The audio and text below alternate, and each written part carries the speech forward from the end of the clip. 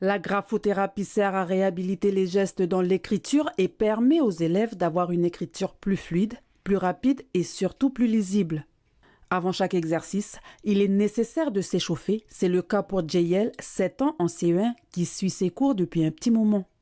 C'est une autre approche, là, en manipulation. Donc, il va manipuler avec les doigts ces petites pièces, ce qui va faire que il mobilise toutes les articulations.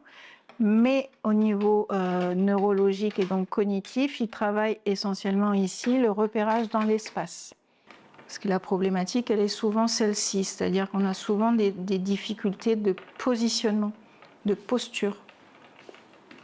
Donc on travaille aussi beaucoup tous ces aspects-là avant même de commencer à écrire. C'est bien assis là ?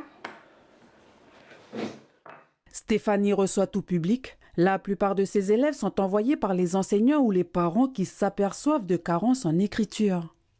Les gens qui ont eu des accidents de la vie aussi, des accidents ou des AVC. Voilà, on réhabilite tout ce qui est gestuel et apprentissage de l'écriture. Les enfants qui rencontrent des troubles de l'apprentissage aussi, donc les multidys, mais aussi les enfants qui ont des hauts potentiels, parce que bien souvent le haut potentiel fait que on a des difficultés avec l'écriture, parce que la vitesse de notre cerveau ne va pas aussi vite que notre main, et du coup on a des difficultés là aussi. Après, chez les adultes, ce sont des personnes qui sont potentiellement en recherche de développement personnel ou en reconversion aussi. Donc ils ont des concours à passer où ils doivent écrire pendant un certain temps et donc il faut que ce soit lisible et rapide. Elle constate une demande croissante, surtout à l'heure où le numérique a pris une place considérable dans le quotidien des personnes. Certaines personnes commencent à se rendre compte que les écrans, ça fait pas tout. Et ça peut faire aussi beaucoup de mal.